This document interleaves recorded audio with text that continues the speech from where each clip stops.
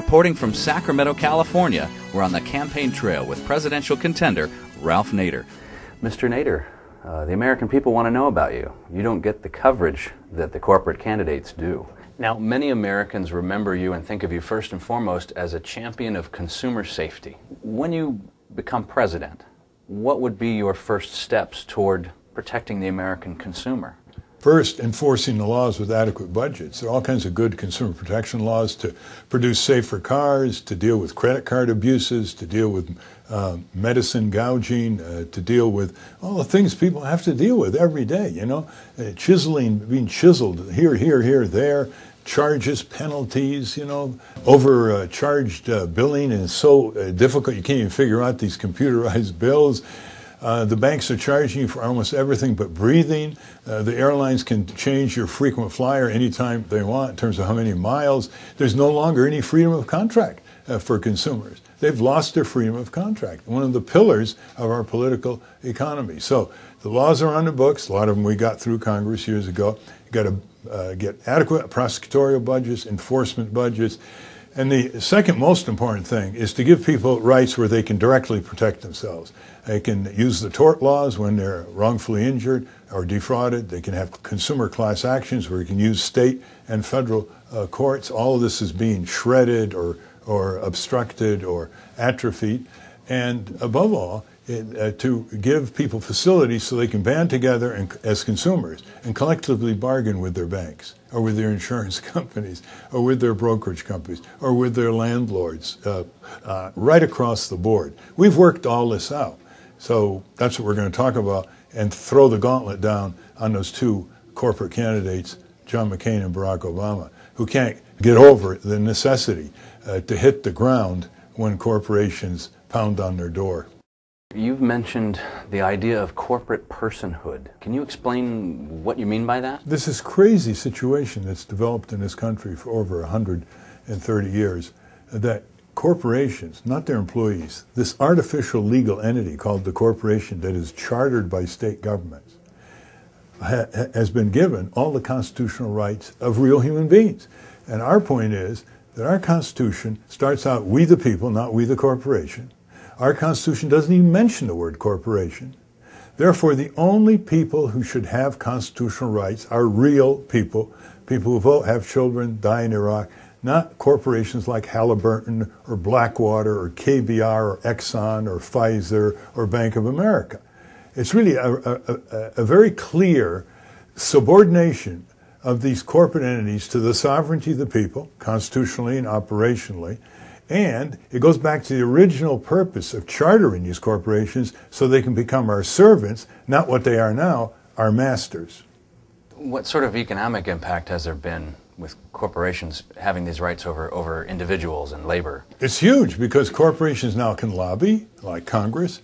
They can enter into electoral activity and money, etc. They can buy referendums or try to defeat initiatives in the states that have them. And perhaps the most worst of all is they're in politics. And they're not even a human being. So if you get them out of elections, out of politics, out of lobbying, there's a much more level playing field operating.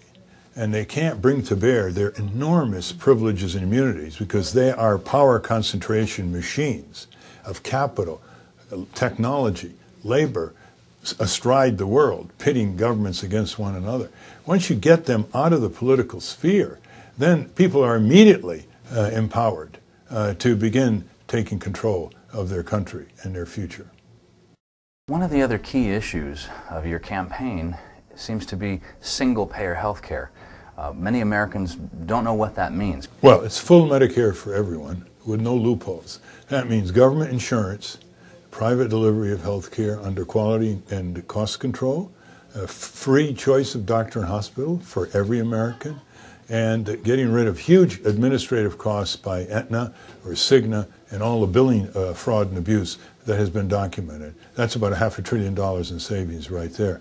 So what's important here is that Medicare, full government insurance for all, was proposed over 50 years ago by President Truman. We're the only Western country that doesn't have universal health care. hundreds of thousands of people get sick, stay sick, are not treated for their injuries because they can't afford health insurance, and 18,000 die every year, equivalent of 6 9/11s, because they can't afford health insurance, according to the National Academy of Sciences. Nobody dies in Belgium, Norway, Sweden, France, Germany, Italy, Canada, because they can't afford health insurance. That's why a majority of the American people and a majority of physicians want single-payer or full government insurance. How would you pull us out of Iraq? Well, you have to give Iraq and its oil back to the Iraqis, and that's the way you knock the bottom out of the insurgency, and you give a stake in the three major groups in a unified Iraq with reasonable autonomy that they'll be able to work out. So it's a 6-month withdrawal of U.S. military and corporate forces from Iraq, during which there'll be a UN-sponsored election, continued humanitarian aid because we've blown that country apart, and if necessary, we will go with the Iraqis in terms of whatever else they want. You know, it's supposed to be a sovereign country, so if that is not acceptable to them, we'll at least give them a chance to declare what is. The Bush administration has a horrendous track record of eviscerating the Bill of Rights.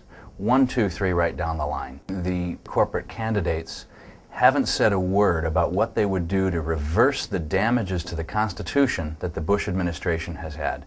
What would you do?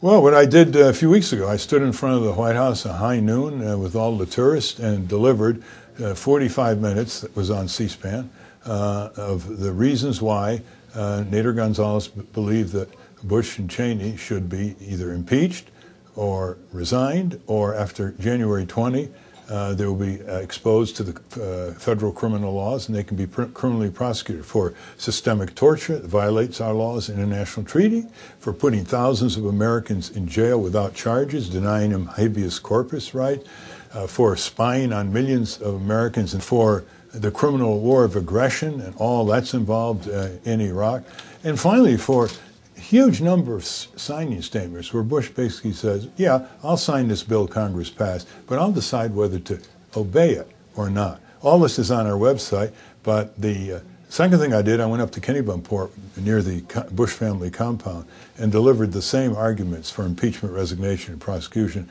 That is on our website, votenader.org.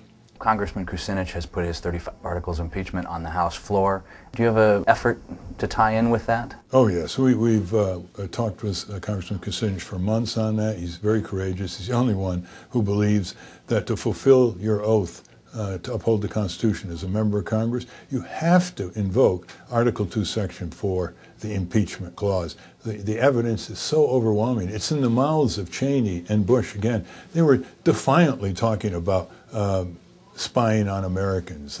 They lied about torture, and then they had to admit that, shall we say, intense interrogation goes on. So, however, the Democrats as a whole have betrayed Kucinich. They've given him a pro forma hearing. They don't want to mention the I word. Imagine they're at the hearing where Kucinich testified in July. They were prohibited, all the witnesses were prohibited from criticizing President Bush by name. They said that's the committee protocol. And so he was not allowed even to use the I word, the impeachment word. What cowardliness. These people are sniveling cowards. They were elected in 2006 on the premise that they were going to hold this president and vice president accountable. And they just betrayed the people. Imagine the precedent for future presidents, thinking they can be above the law, they can be monarchical, they can violate the Constitution, the statutes, international treaties, and get away with it.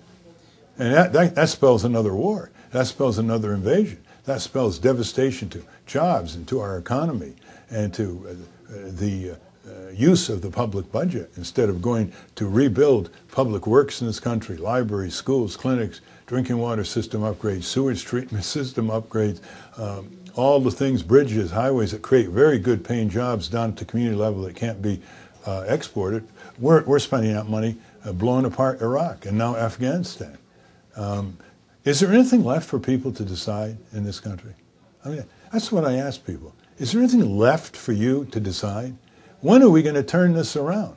When are we going to say that the end of the Pledge of Allegiance is with liberty and justice for all. That means it's not going to be given us. We got to organize to take it and to shape our future. And that means we got to wrench this government of ours from the clutches and the grip, department by department, agency by agency, from giant corporations who have turned Washington, D.C. into corporate occupied territory, which means they've turned the government against its own people.